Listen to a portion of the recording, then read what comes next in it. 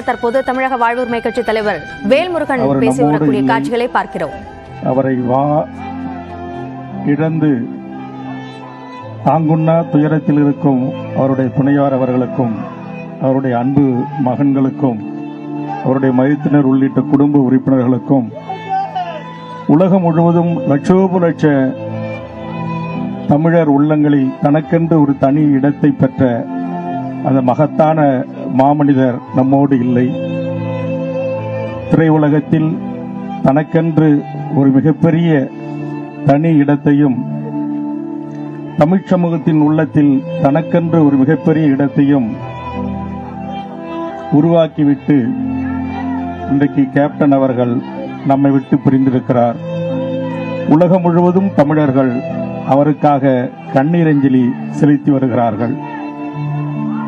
Captain அவருடைய தியாகமும் அவருடைய அர்ப்பணிப்பும் அவருடைய உழைப்பும் அவர் செய்த தொண்டும் மாந்த நேயத்தோடு மனித நேயத்தோடு ஏழை எளிய மக்களை அணுகி தாம் வாழ்கின்ற காலத்தில் லட்சக்கணக்கான மக்களின் பசிப்பிணியை போக்கிய மகத்தான கலைஞன். அவர் புகழும் அவருடைய இந்த அரவணைப்பும் எல்லாரிடத்திலும் அவர் செலுத்திய அன்பும் காலத்தால் அழியாத ஒரு மிகப்பெரிய இடத்தை தன் வாழ்நாளில் பெற்ற கேப்டன் அவர்கள். அரசியல் களத்தில் நாங்கள் எதிரும் புதிருமாக இருந்தோம். சட்டப்பேரவை உறுப்பினராக உள்ளே அமர்ந்து அங்கு என்னோடு அவர் பேசியது, ஒரு குழந்தை போல் நடந்து கொண்ட விதம், அதையெல்லாம் பார்க்கின்ற போது எங்கள் நெஞ்சம் கணக்கச் செய்கிறது.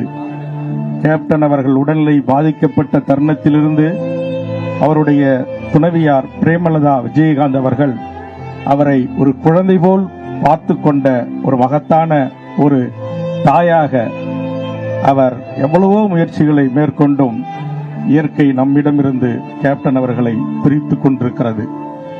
இன்றைக்கு உலகம் முழுவதும் தமிழ்நாடு முழுவதும் லட்சக்கணக்கான தமிழர்கள் திரண்டு வந்து கட்சி, சாதி, மதம், அரசியல் மாச்சரியங்கள் இவற்றையெல்லாம் கடந்து அந்த நல்ல மனிதனை, அந்த நல்ல சிந்தனையாளனை, நல்லெண்ணம் கொண்ட ஒரு மகத்தான தலைவனை எண்ணி கண்ணீர் கடலில் இன்றைக்கு தமிழகத்தின் பல்வேறு அரசியல் கட்சி தலைவர்களும் பிரமுகர்களும் கண்ணீர் சிந்துகின்ற அந்த கோடிக்கணக்கான இதயங்களின் மனம் கவர்ந்த அந்த மகத்தான மாமனிதனுக்கு எமது தமிழக வாழ்வுரிமை கட்சியின் சார்பாக எங்கள் நெஞ்சார்ந்த எங்கள் உணர்வுபூர்வமான வீர வணக்கத்தை செலுத்தி அவரை வாடும் லட்சோப லட்ச தேமுதிக தொண்டர்களுக்கும் எங்கள் ஆழ்ந்த இரங்கலை பதிவு செய்து நிறைவு செய்கிறேன். நன்றி, வணக்கம்.